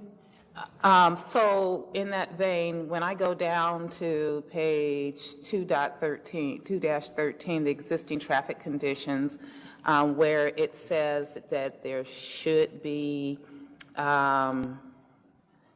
some parents, let me see if, I'm sorry, give me a second. I didn't bring the right one that I marked up with me. It shows that children are, it says that the parents should ensure that as their children are being dropped off in the middle of the street, that they find it safety getting to the curb. Or is it down? I recall They that. should, okay, here it is, this page. It's a recommendation 2.14. It says, the school should strive to efficiently yet safely process as many vehicles as possible within the site and utilize one-way, da-da-da. No, that's not it. In this section, it says that it leads us to believe that the kids are because there's no on-campus queuing, that kids are going between parked cars, and so they're being dropped off in the street in order to get on campus. If you're saying if you don't believe there's adversarial or no safety issues, would that not be an adversarial and safe issue for kids to be dropped off and walk between cars in order to get to school? Absolutely. We just don't have record of that happening or understanding that that's It's in the TMP. No, the comment is that it shouldn't. But it's in the TMP. My understanding it was that it shouldn't happen, that should be a protocol that they shouldn't, a procedure that they don't follow. So knowing that this is what's in the TMP, would you still think that there's no adversarial effects by the way that the drop-off and pickup is being accomplished if they're dropping off and kids are walking in between campus, in between cars? That operation that you're describing is not safe and should not be part of their traffic management, and should be clearly stated in the traffic management plan that it's not an option for them. Okay, thank you. Commissioner Rubin? Yeah, just an extremely quick housekeeping question. I think it's from Mr. Aguilera. Unless I missed something, is your recommendation approval with staff's recommended conditions as briefed, or had those conditions, changed conditions been circulated earlier? As brief with the correction, with the editing the errors that I made on. Great, I wasn't sure if something had been circulated. Thank you. Commissioner Hampton. I think I've just missed Mr. Navarez. Me too, I want him back.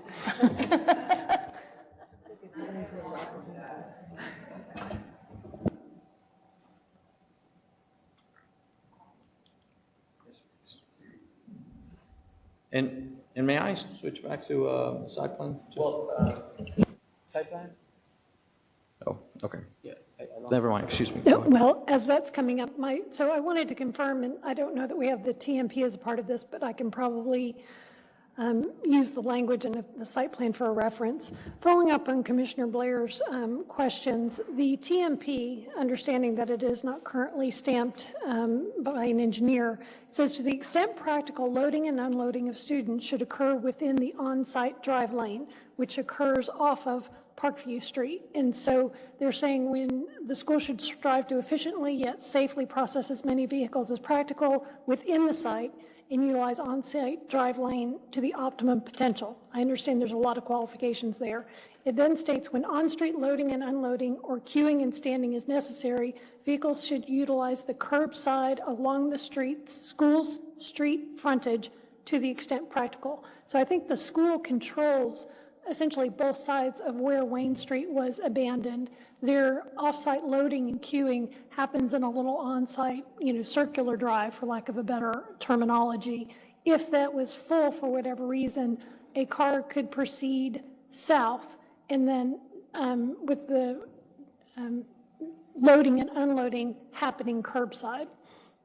Did I get all that to you in a clear fashion? It was my understanding that the road does not connect, so it can't circulate.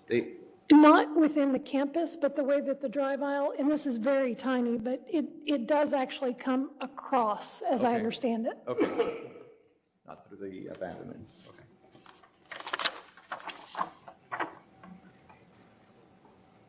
Yeah, drop off. Anyway, I guess where the question is, if that is in fact what this is stating, this would be what staff would then evaluate in the next submittal. That would be if the proposed conditions are adopted by this body, that it would be an engineered review. It would be able to then evaluate if there was any functional issues that were being experienced with this proposed movement. Is that correct? Including observations of actual conditions, yes, ma'am. Okay, then a follow-up question, and thank you for being here to answer this. We did receive just some community comments. As you can see, this is a school embedded in a residential community. It's been a longtime neighbor and a partner, but some of the adjacent residents have had some challenges with on-street parking and blocking of the adjacent drives.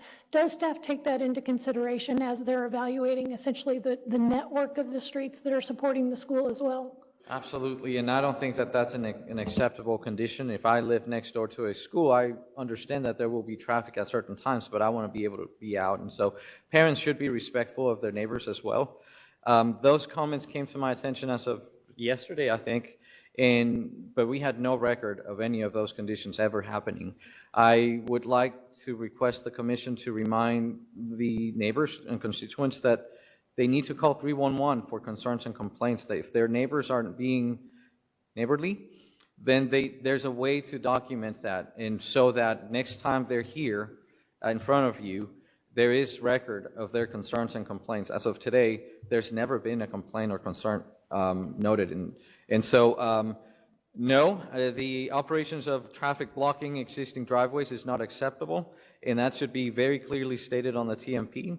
The school needs to do more. If that's happening, the school needs to do more to prevent that from being an issue. And then I can only urge the neighbors who are already there. I mean, the school's already there and the neighbors are already there. They need to, be neighbors and call each other out when they're not doing what they're supposed to. And the best way to do that is through the 311. Calling 311, just saying this is happening. Even if staff does nothing, which is probably one reason why people don't follow 311, or not, maybe we don't do what they would like us to do because we're limited by standards. At least there's record of their concern and complaint, and that way you will see this again whenever they come back for a renewal. So. Thank you, Mr. Navarez. If I can ask one quick question of Mr. Aguilera, but I think you're going to have another question. Mr. Aguilera, did you receive letters of community support for this request? Yes. Good, thank you. Thank you, Mr. Chair. Commissioner Sander. Yeah. Oh, thank you, Mr. Chair. Mr. Navarez, I have a question about procedures. Because obviously the school has been in existence for 43 years, I mean, the neighborhood knows them, yada, yada, but we're giving 20 years automatic renewal for this school on this SUP. And I guess my question is, because this has come up in my district with schools, and like you were sort of addressing it there, but what is the process? What I've heard from neighbors in schools, and you just said we'll call 311, is that when these TMPs come in biannually, okay, where is an area, because, you know, the SUP is not coming up for 20 years. In fact, it's an automatic renewal. So where is a forum for the neighbors if suddenly major traffic things happen? Like, let's say, 4 years from now. I mean, are you saying, and maybe you were saying it, do they just make a list of all the 311 calls? Because I think I'm like most people. I'm kind of thinking 311's for emergency stuff, and I didn't realize that that's where you would register that. But so what is the procedure of finding out if there are issues? What do you do? Well, ma'am, I think that the best procedure documented is through this body here. In your case, you're saying what happens when coming back to CPC will take 20 years. In that case, then the neighbors still have staff to rely on to represent them in communications with their neighbors. If this school, for example, became even more successful, or there was an urgent need to accommodate more students in our city, then definitely we would see more traffic. We would see more vehicles and definitely blocking more driveways. That would be unacceptable. And the only tool that staff has is the written conditions in the ordinance. The SUP should let staff know what to do when that happens. And if it's not there, we're honoring the system, and we're letting the school be a good neighbor and understand that they'll be able to respond to any concerns or complaints, either from neighbors or from city staff as a result of. So there's no, I just want to be clear, there's no notification process of saying, here is the TMP, the most recent TMP, so the neighbors know that they could make comments or something like that. They just should. That is correct. Okay. Ma'am. Okay, thank you. Commissioner Black? No? Please. My question is a procedural question, and Andrea may need to help us with this. Andrea, my question is a procedural question, and Andrea, you may need to help me with this. In this, it refers to minor amendment section 51A, which is nothing but fees, but if a request comes back to us because traffic issues, and you have a 20-year renewal process, how is it that staff is going to come back to this body and say that this applicant or this user of this SUP is not acting in good stead with the community? What's the process? I don't know, David, like if they don't, so basically based on the traffic issues, right? They have an approved TMP, they have to submit biannual traffic studies, and they have to submit them with staff, and I don't know what happens if they don't comply with their TMP. So that's the purpose of the traffic management plan, to regulate, that's a strong word, to regulate their operations. And if they're not doing that, If they're doing something different, the SUP very clearly says that they need to come back to you through a minor amendment and amend the SUP, even if it's before the 20-year period. The purpose of the TMP and the SUP is to regulate their operations, including traffic in this case.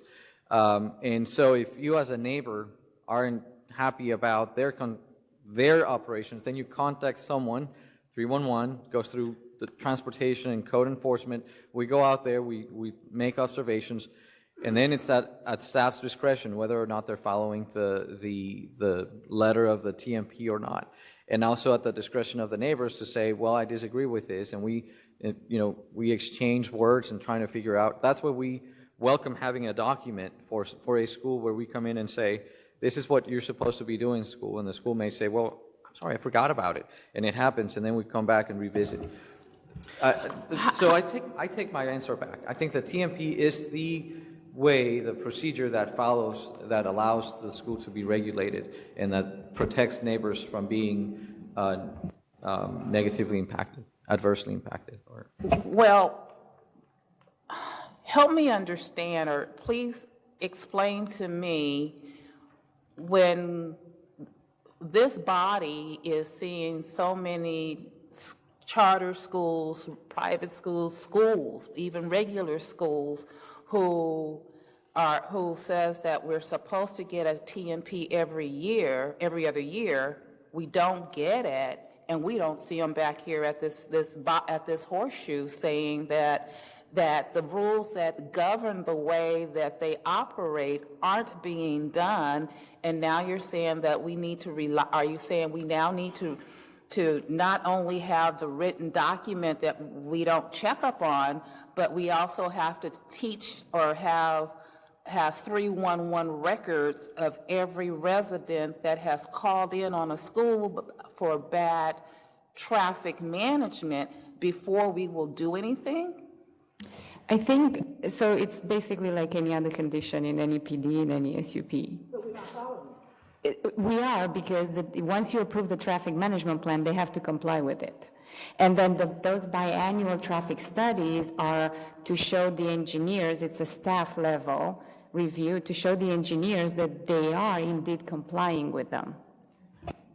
If I may, I think the question was, but they're not submitting them. And so, yes. So if you there's have a punishment for well, not only that, you're telling me in your TMP, it's supposed to say it's biannual, and I'm asking you, how do you manage that? And you're saying that, well, if they don't follow 311, then that's not managing that. I'm asking you if it is the written document in the TMP that says we're supposed to get biannual updated TMPs with studies that says this is what's happening, this is how it's happening, this is the failure that's happening, and this is the plan of mitigation of those failures, and we're not seeing it because it's not being done, then what is the good and the purpose of a TMP? I'll be very brief with my answer.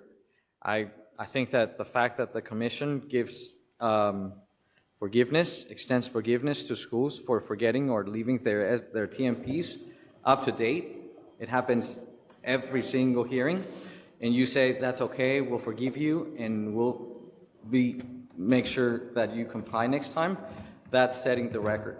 And I would strongly call up on the commission to do something about that, because you are the ones letting go of the schools not doing what they're supposed to be doing. Thank you. With that said, this is a school that never had a TMP before, and we should give them an opportunity to come back to us and make sure that they do follow on those requirements. Now, I don't think that anyone would be interested in closing schools because they don't follow a TMP. And so we just want to make sure that, next time a school comes in and they have forgotten that they were supposed to be submitting TMPs for the past 10 years, maybe there needs to be a conversation with them and seeing why that happened. And maybe 2 years is probably too much to ask. And are we shooting ourselves on the foot for asking for a study every 2 years? With all due respect, I think the response goes back, there's nothing staff can do other than send out a letter and remind them. I don't see the city ever going out there and closing doors on a school because they don't comply with their TMP or recurrence or resubmittal. So next time a school comes back and you know that they haven't been submitting their TMPs, there needs to be something that needs to be discussed before we continue on this pattern. So We have a few of those coming our way. Thank you. Commissioner Stanton. Yes, Mr. Navarez, I'd like to ask you, and I don't mean to belabor this, but it's following on Commissioner Blair's. Let's go to your part of it. Let's say the school is being compliant about submitting the TMPs. My issue is, suppose they submit a TMP and you look at that TMP 4 years from now and you make the determination that this thing is in a mess, okay? And you write that school, you alert them. I'm assuming, I'm going to ask you the question, how do you handle it? But let's just say you write them and say you're not in compliance, yada, yada, yada. And let's say they don't comply. What happens next? When is it brought back here? Or when is it brought to be dealt with as an issue before the 20 years SUP?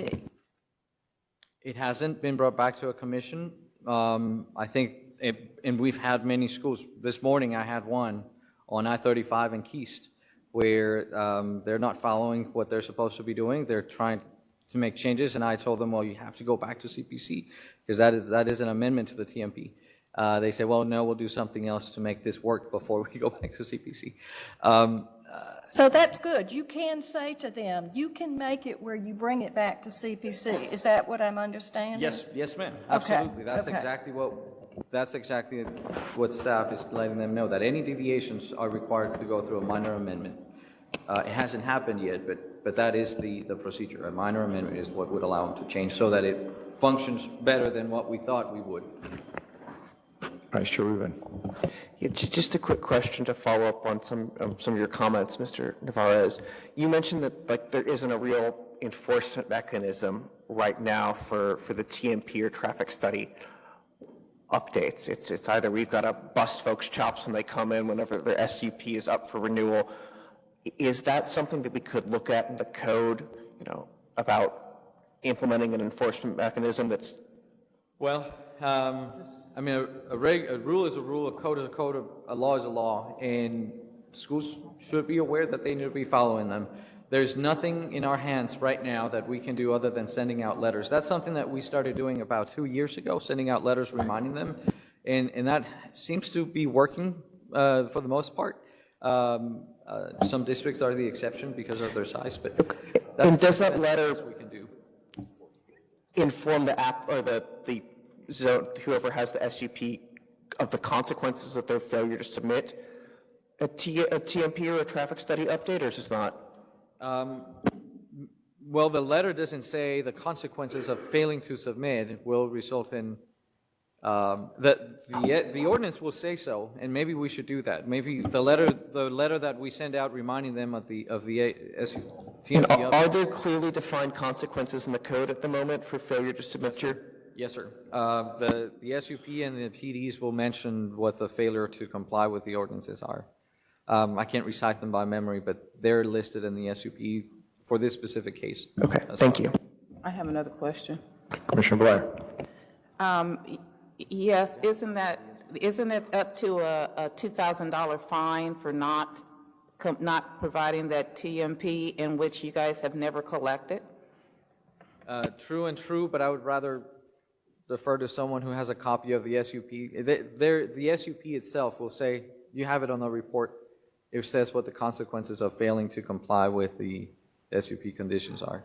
I have read SUPs for charter schools that says the TMP is required and the fine is $2,000, and I believe I was given the understanding that there is no mechanism in that there is no consequence for not paying that $2,000 fine.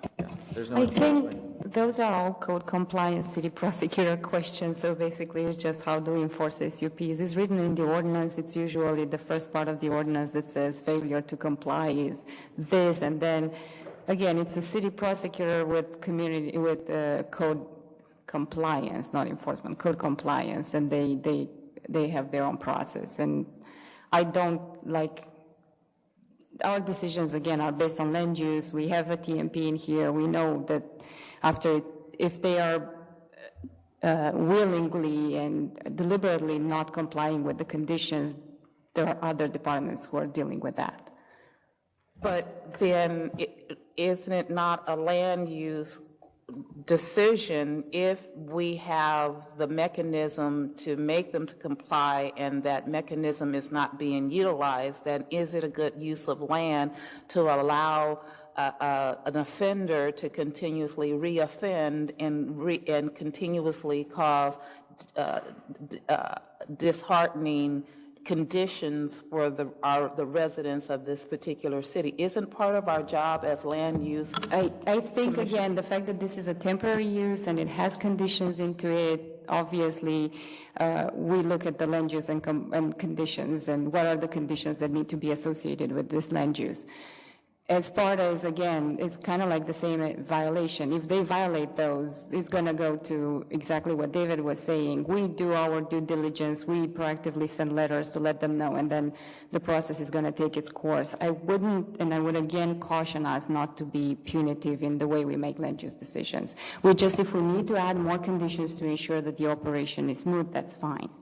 I'm not saying, my question is, if we have the mechanisms in order to ensure that they are following in compliancy, and the mechanisms that we have we're not using, then is it a good use of land in order to continue to allow bad operators to operate badly, knowing that there's nothing that's going to happen to them because there is no follow-up and no procedures in order to get the behavior to change? It is, that's what I'm trying to say. It's other departments. So the process basically is code compliance gets in, and then it kicks a different chapter of the code, and then that goes and triggers in some actions that are triggering some actions regarding the CO, and then it's a whole operation thing that is enforced by building inspection, code enforcement, community prosecutor. Is not a land use decision. And there are a lot of mechanisms, for instance, in Chapter 52 that say, okay, you can revoke a CO in this condition. So that's what I'm trying to say. Those are in place. Thank you. Any other questions, commissioners? Okay, we'll keep moving. Thank you, gentlemen. We're ready for you. Let's keep moving. Case number 3. Salguer, good afternoon. Welcome to the Plan Commission. Good afternoon. One quick note for the record, Commissioner Hampton has a conflict on this item and has stepped out of the chamber.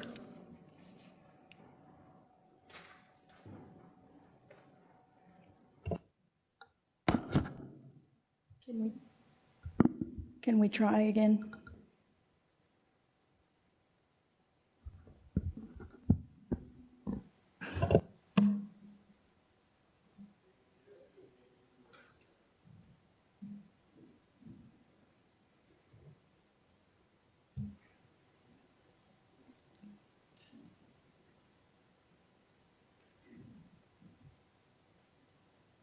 Do you want to run it? It's in the 192 folder.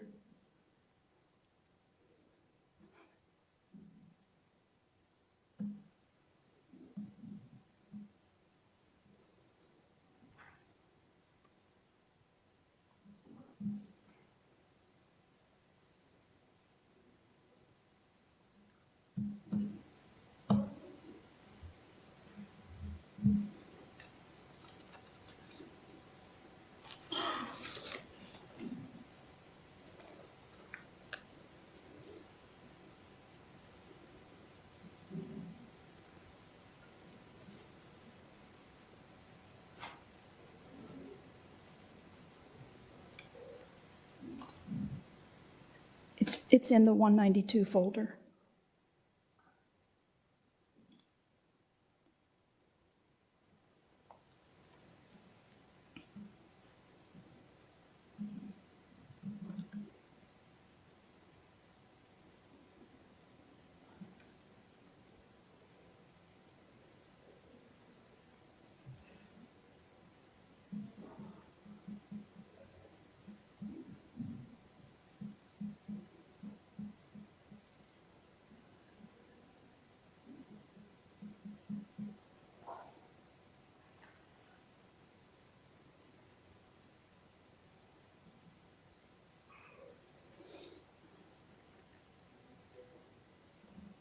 I do, okay.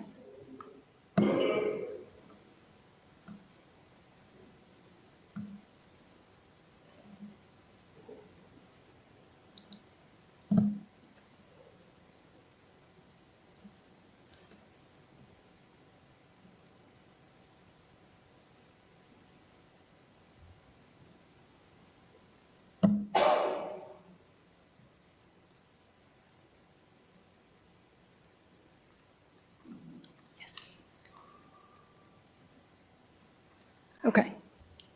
Good afternoon, Mr. Chair, members of the commission. I am very excited to stand before you and equally horrified. Also, it's important to note that my mom is watching today, so everyone needs to be very kind. Okay. This is case number 3Z212192. The application is for the renewal of SUP 2403 for the sale of alcoholic beverages in conjunction with a restaurant without drive-in or drive-through service on property zoned plan development number 859.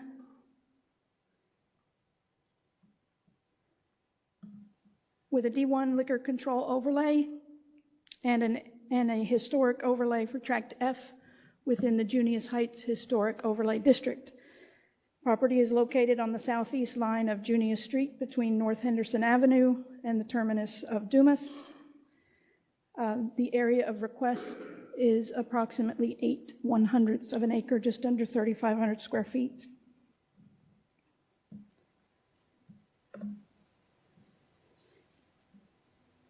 I think I'm freezing up here.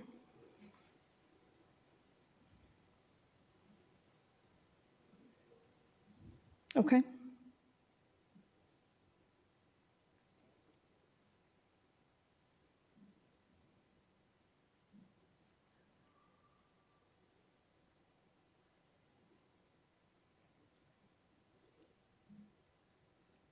Okay, location, again, southeast line of Junius Street between North Henderson Avenue and the terminus of Dumas Street. It is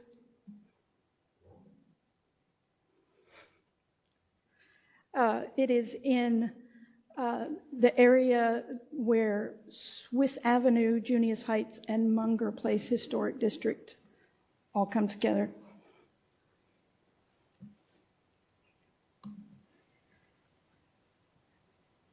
Surrounding the site on all sides is a mix of single-family and small multifamily. There's a public park across Junius Street, actually at the median of Junius Street. Immediately adjacent to the area of request to the northeast is the surface parking that serves the commercial development. And in that commercial development to the southwest, there is a child care facility office, which is actually, I believe, an eye doctor, and retail. Next slide. Zoning map.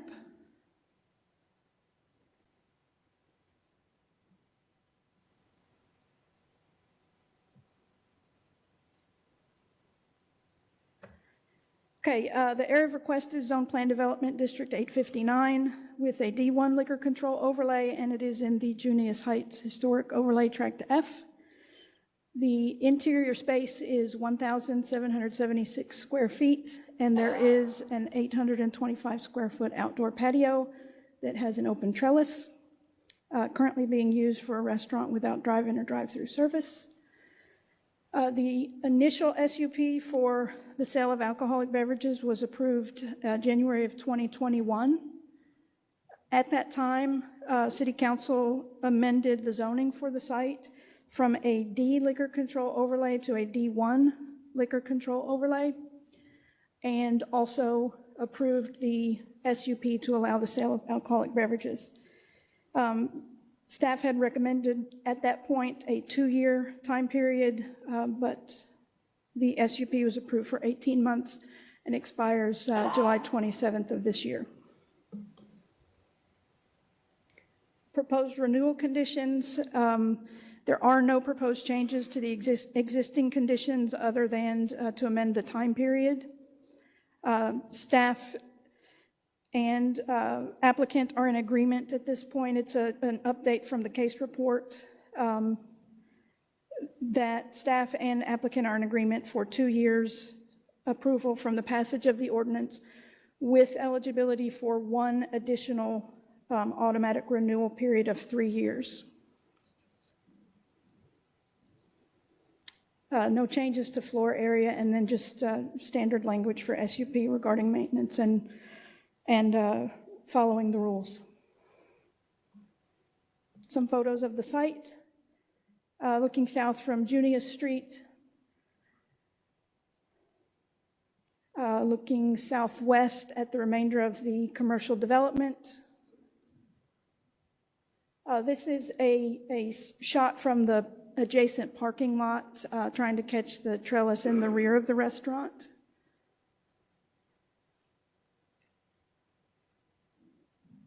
Looking down Junius, this is a view from North Henderson Avenue, looking towards the commercial development. Park across the street.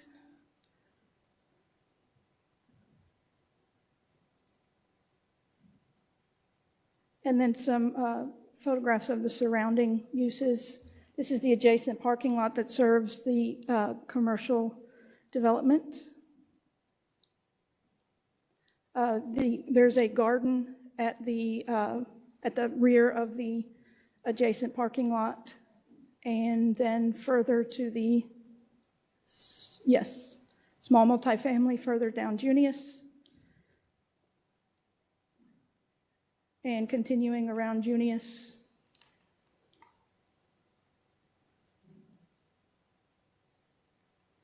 Park across the street. Just some more views of the park. This is looking down North Henderson Avenue at the southwest end of the property towards some multifamily. Single family across North Henderson Avenue. And then just some more views around the park. You can just run through those. Go back one. This is actually a single family home that is immediately adjacent to the commercial development. I believe they kind of share a yard. And then looking up North Henderson Avenue from Worth Street. This is the existing site plan that is approved in PD 859 and is the approved SUP site plan. There are no changes proposed. And staff recommends a 2-year period with eligibility for, approval for a 2-year period with eligibility for automatic renewal for one additional 3-year period, subject to conditions. And so I guess, how do I say that? We're recommending approval as briefed rather than as it's written in the case report. Perfect. Thank you for the excellent briefing. Questions, commissioners? No questions for you? Okay, thank you very much. Welcome to the Plan Commission. Thank you. Give our regards to Mom.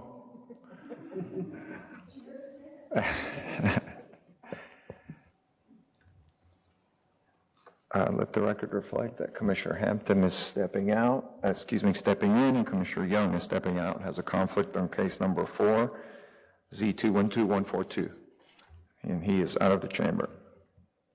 Mr. Pepe, good afternoon, sir. Good afternoon. This is Z212142.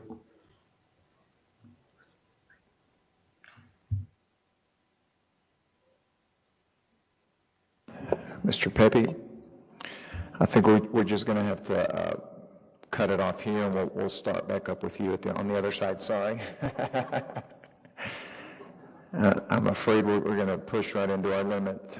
Commissioners, it is 1:45, and that concludes the briefing of the Dallas City Plan Commission. And we'll begin our hearing. Begin with a roll call. Ms.